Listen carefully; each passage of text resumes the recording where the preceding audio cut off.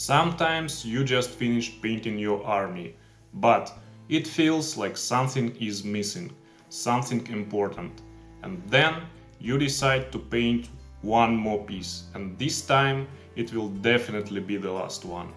Hi everyone, and welcome to the Exalted Wargamer. My name is Stan, and today I'm gonna show you how I paint a couple of heroes to add some extra spice to my Anglo-Danish Warband for Saga. But first of all, let's take a look at the existing force. And here it is, my Anglo-Danish Saga Warband. Well, it made out of Victrix miniatures, mostly the late Anglo-Saxon set and some Dark Age archers. In Saga you have quite simple and unique list building. You have 6 points to build your warband, and for each point you can recruit like 4 Hearthguard or 8 warriors or 12 levies, and then you mix and match your units and set up them on a battlefield. Plus a warlord who's on a free and on a bigger base. Here I have some levies, 1 point of levies, these archers. They are light armored, and in Saga typically levies armed with ranged weapons like slings or crossbows or javelins, bows, depending on the period. So here some of my archers. Then I have 2 units of 8 warriors. These 2. They also haven't got any good protection, like just tunics or padded armor, but they have shield, some melee weapon. They have mix of spears, axes, swords. Like rule-wise, it's all the one same weapon, just hand weapon, but for some diversity I mix and match the weapon. And here you can see some shields, the most prominent part of this, the most prominent part of any Dark Age period army. And here I just did some freehands, quite simple geometrical shapes like quadrants, halves, some wave patterns. So yeah, here they are. And then I have 3 points of hard guard. I typically set up them like a 2 unit of 6. So 1 armed with the spears and 1 with the swords. It's like just easier for me and for my opponent to recognize them on the battlefield. They have mail hauberks and overall better equipment. And to show the elite status even more, I painted a bit more complicated designs on the shields, like added some crosses, dot patterns, etc. So, and the last, the warlord, the man himself. In Saga, your warlord always on a bigger base, like a scenic base. You can even place a couple of miniatures like his attaches, or how I'd call it, banner bearers, musicians, and etc. And for Anglo-Danish, the warlord always armed with a 2-handed Dane axe.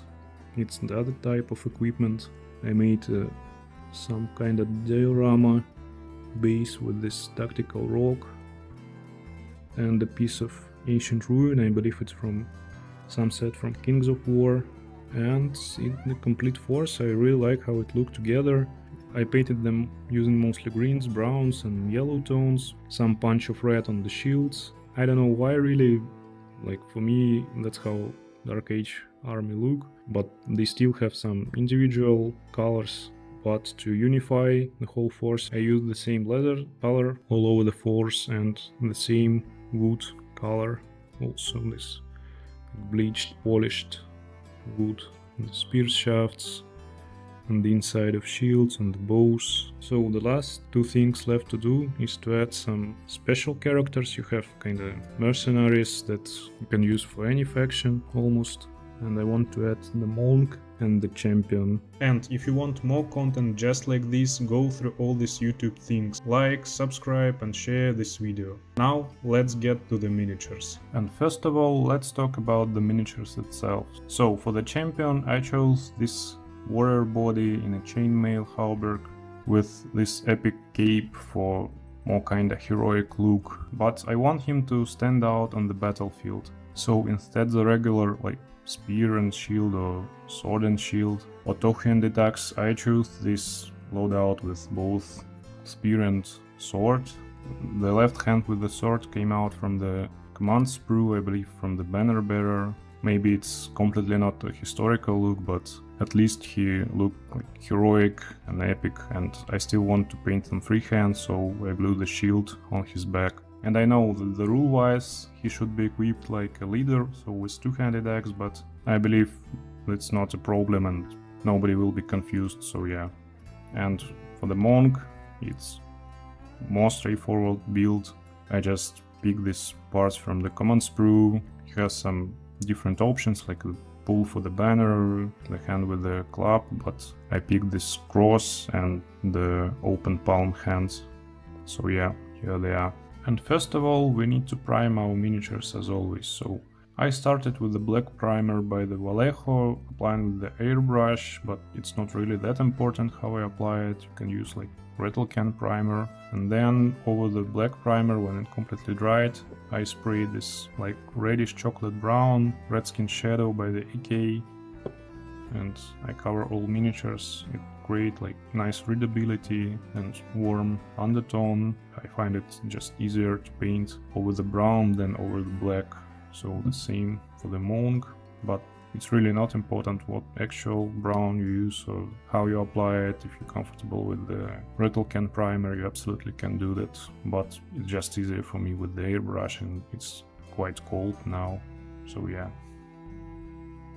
Now let's get to the proper painting. And as always, I started painting with the skin of the miniature. It's quite easy to mess up the areas around the face, so I prefer to begin with the skin. Here I am using my tried and tested recipe for a Caucasian skin tone, mahogany, cork and light earth by the AK, plus any dark and light grey for the eyes. In my opinion, it's important to use the greys instead of straight black and white, because black and white are very strong colors, and your miniature will look strange with such bright eyes. Speaking of which, let's paint them first. Apply the dark grey as a straight line in the eye socket and then add a couple of dots of light grey on the sides of each socket. This way the dark line in the middle stays as the pupil, with a bit of separation from the eyelid. As you can see, I messed up a bit on the left eye, but that's not a problem. I'll fix it in a second. And honestly, this step is completely optional. You can simply leave the dark line in the eye socket and it will look fine. But on my miniature I prefer to go a bit further. Now that the eyes are finished, let's paint the skin. As a base color I am using mahogany. It's a really nice warm color with lots of red and orange in it, which helps to bring some life to the skin.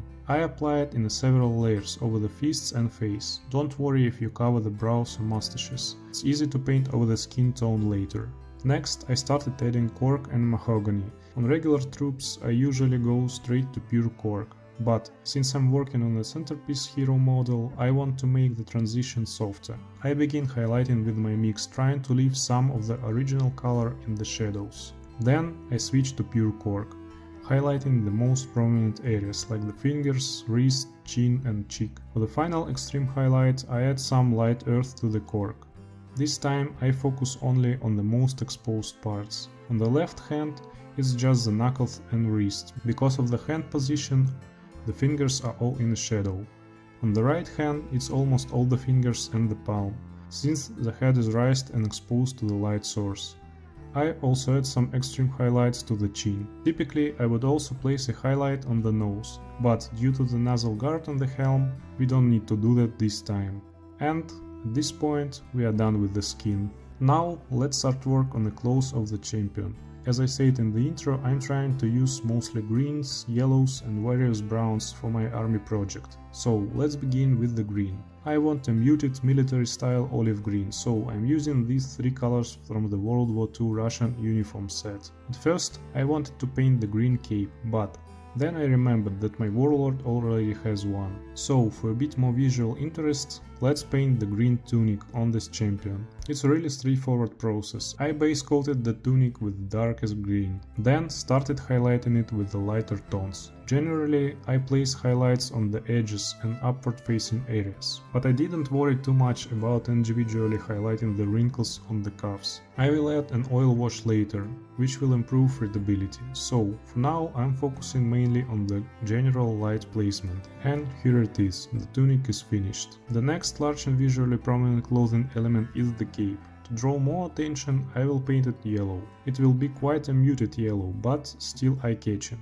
For this, I'm using mahogany and ochre. I started with a 50-50 mix of both, applying it as a base color all over the cape. Yellow pigments are often hard to work with, so adding reddish brown makes the mix more opaque. Even then, it still takes 2 or 3 layers to get the solid base coat. It's not difficult, but it does require patience. Each layer needs to be fully dry before applying the next, otherwise you will scrub off the wet paint that collects in the recesses. To speed things up, you can always use the hair dryer. After the base coat was established, I began adding more and more ochre to the mix, applying layered highlight across the cape. Because the folds on the cape are quite large, this time I painted more precisely, placing highlights only on the upward facing folds and leaving the original base color in the downward facing shadow areas. To save time, I almost completely ignored the inner part of the cape, since there is barely visible, so the base color is more than enough here. Finally, I painted the extreme highlights with pure ochre, following the shapes I had already established, but reducing the area. At this point, I felt the jump in color was a bit too strong, so I went back with the previous mix and softened the transition with a light glaze. And with that, the cape is finished. The next element of clothing to paint is the leggings. Since the tunic and cape are both cold and desaturated colors, I wanted to increase the contrast a bit and paint the leggings a warm reddish brown. Here I'm using hull red and mahogany. The painting process is very straightforward. First I covered the legs with a darker brown, then started highlighting by adding more mahogany to the mix. Since the legs are mostly in shadow, I concentrated the highlights on the forward-facing parts, the calves and around the knees. You will also notice that I apply highlights in short horizontal lines and dots to simulate the texture of wool. The final extreme highlights were applied only on the knees and calves. Nice and easy. Next, we need to paint all the wooden elements, such as spear shaft and the inside of the shield. For this, I'm using leather brown, light earth and wood base. This combination creates the appearance of pale, polished wood. I covered all these areas with the darkest brown,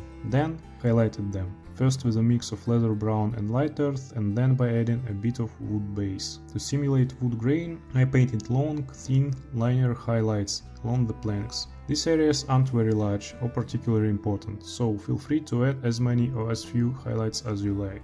Now we move on the leather. For this army project I decided to paint all the leather elements the same way across the force. I want a bright orangey leather, so I'm using mahogany, deep brown and cork. The process is very simple. I painted all the leather elements with mahogany, then start highlighting with the bright colors. The belts, pouches, scabbards, boots, hauberk straps and shield trim are all quite small, but I still try to be as precise as possible. To make the leather look worn and aged, I paint the highlights as irregular short lines perpendicular to the edges. At this stage the leather looks quite bright, but it will be toned down later during the wash stage. And now we reach the most important part of Dark Age miniature, the shield. I generally use quite dark, muted and desaturated color on my warriors, but I still want the miniature to stand out on the tabletop. So I paint all the shields in bright colors. In fact, the shield is the only place on the miniatures where I use red, but painting a plain red shield would be too boring. So I decided to freehand some geometric shapes and patterns. This step is completely optional. You can easily use decals, but I want to save money and practice brush control, so I'm choosing the freehands. First we need reference.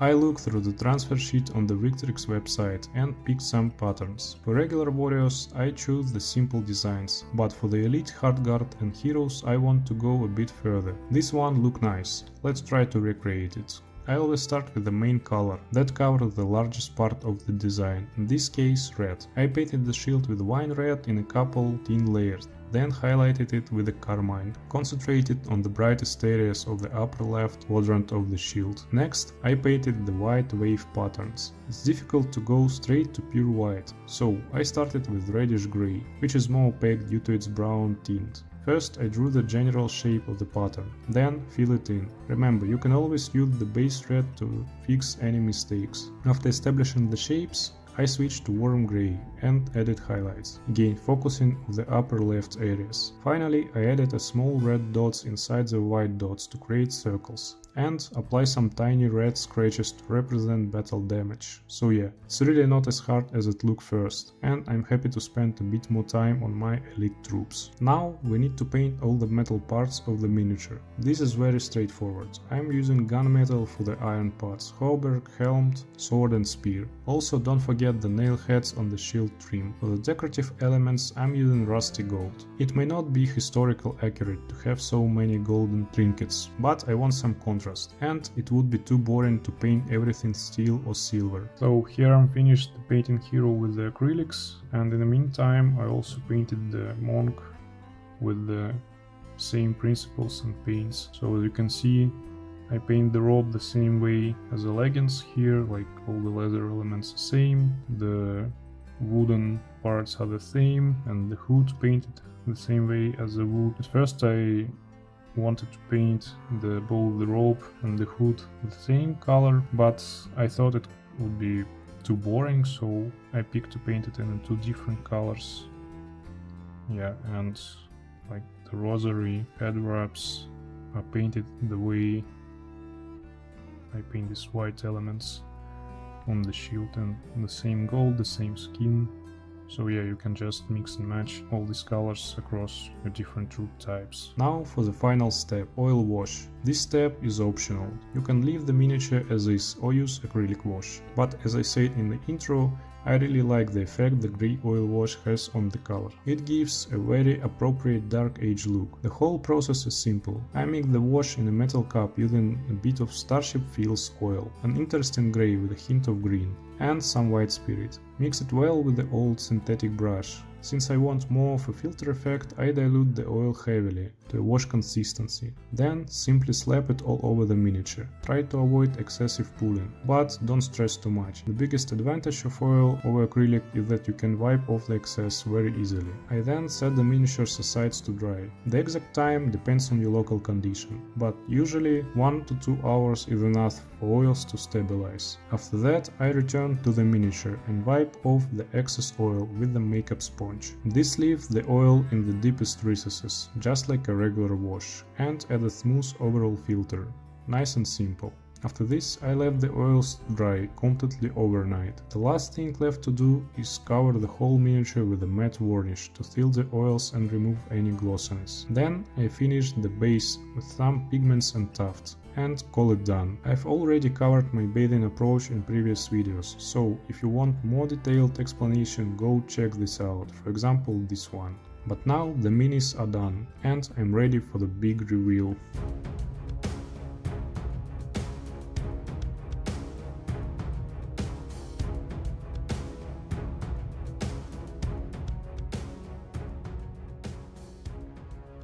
So here they are.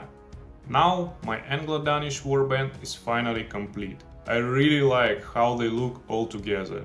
As you can see, the miniatures are overall quite dark and desaturated, but the bright colors on the shields still giving them some nice visual pop. The biggest innovation for me on this project was using a grey oil filter over the miniatures. I understand that not everyone likes this kind of look, but for me it really adds some dark age vibe to the army. I know, it's a bit of a Hollywood-esque depiction of the period, but sometimes stereotypes just work. Keep in mind that under the poor light condition the minis may look even darker, but I'm okay with that. What about you? Do you prefer your miniatures to be brighter or darker? Does it depend on the setting or faction? Let me know in the comments below. But what's most important, I've completely finished this army project. No more additions. And it's a great feeling, you know? But that's all for today. Thank you for joining me on this painting journey. See you soon. Bye.